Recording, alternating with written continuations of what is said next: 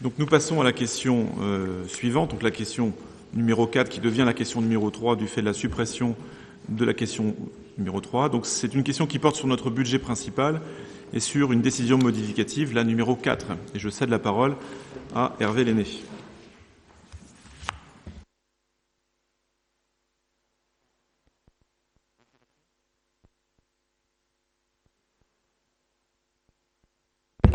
Si je parle bien fort, ah ben si, ça marche, c'est très bien. Nous sommes effectivement dans le budget principal qui a été voté au mois d'avril de cette année 2019 et il s'agit de la dernière décision modificative de l'année. Le souci est d'optimiser la gestion de la collectivité et ce sont des écritures. L'idée c'est de faire correspondre le budget tel qu'il a été voté à la réalité des dépenses de l'année. Donc on va avoir des dépenses d'investissement pour un total sur le compte 1068 de 89 000 euros qui vont être compensés sur le compte 1641 par des emprunts plus 63 000 euros.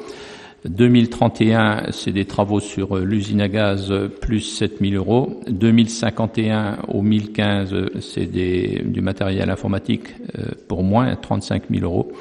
Sur le compte 2135, en action culturelle, plus 11 000 euros. Au compte 2138, bâtiments publics, en fait, il s'agit des vestiaires, d'espaces verts, plus 50 000 euros. 21 752, c'est du matériel, moins 5 000 euros. Sur le compte 2184, musée des manuscrits, moins 20 000. Sur le compte 2315, des actions éducatives, moins 20 000. Sur le compte 2315, commune déléguée de Saint-Martin-des-Champs, moins 31 000. Sur le compte également 2315, politique de la ville, moins 20 000. Donc toutes ces dépenses d'investissement sont compensées pour une somme du même montant en recettes d'investissement. Le tout basculé en dépenses de fonctionnement, toujours pour le même montant, 89 000 euros. Donc toutes ces écritures se compensent. Il n'y a pas de recettes ni de dépenses supplémentaires. C'est simplement un jeu d'écriture, encore une fois, pour faire correspondre le budget à la réalité des dépenses et des recettes. Merci Hervé. Est-ce qu'il y a des questions ou des remarques concernant ce point? Monsieur Huette.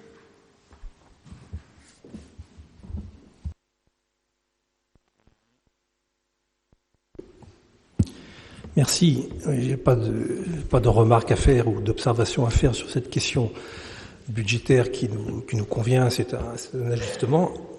Par contre, je voudrais mettre à profit cette question budgétaire pour vous indiquer ou vous rappeler, Monsieur le maire, que je vous ai adressé 2 courriers électroniques à la fin du mois de novembre dernier, plus précisément au service des finances, sollicitant des chiffres. Je n'ai à ce jour reçu aucune réponse, malgré 2 relances téléphoniques que j'ai faites. Ces 2 relances téléphoniques m'ont confirmé que mes courriers électroniques, parce que je sais bien qu'il y a toujours des égarements, je crois qu'on appelle ça des spams, quelque chose comme ça, mais bon, les courriers électroniques sont bien arrivés. Je n'ai pas eu à ce jour, et ça fait presque 3 semaines maintenant, en tout cas 15 bons jours, je n'ai pas eu les chiffres que j'avais demandés. Alors je vous rappelle simplement que le Code général des collectivités territoriales donne non pas une faculté aux élus, mais un véritable droit aux élus de recevoir des informations de la collectivité dans laquelle ils sont élus. Donc je vous demande instamment ce soir de me communiquer dans les plus brefs délais, c'est-à-dire d'ici la fin de la semaine maintenant, les chiffres que je vous ai demandés. Sinon, j'utiliserai les procédures qui sont celles prévues par le Code général des collectivités territoriales et y compris par le Code de la justice administrative. Voilà, je n'ai rien demandé d'extraordinaire, je veux simplement avoir des précisions sur le budget et je suis tout à fait fondé, en application du Code, à obtenir ces précisions et ces chiffres. Eh bien, écoutez, je viens de vérifier sur ma messagerie, je n'ai rien reçu de votre part. Premier point. Donc là, je suis prêt à laisser mon téléphone portable et ma messagerie à quiconque voudra vérifier. Et bien évidemment, je m'engage à ce que dès demain, vous ayez toutes les informations utiles.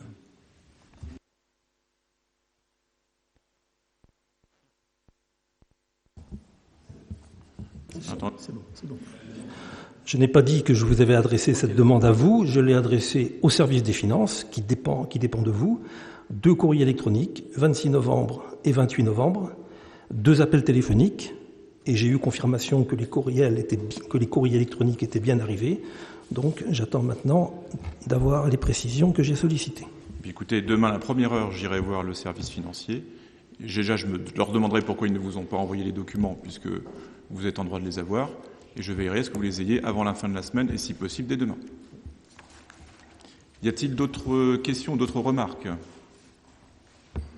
A priori non, donc je vous propose de mettre aux voix cette question numéro 3. Y a-t-il des votes contre ? Il n'y en a pas. Des abstentions peut-être ? Il n'y en a pas non plus, donc unanimité pour la question numéro 4.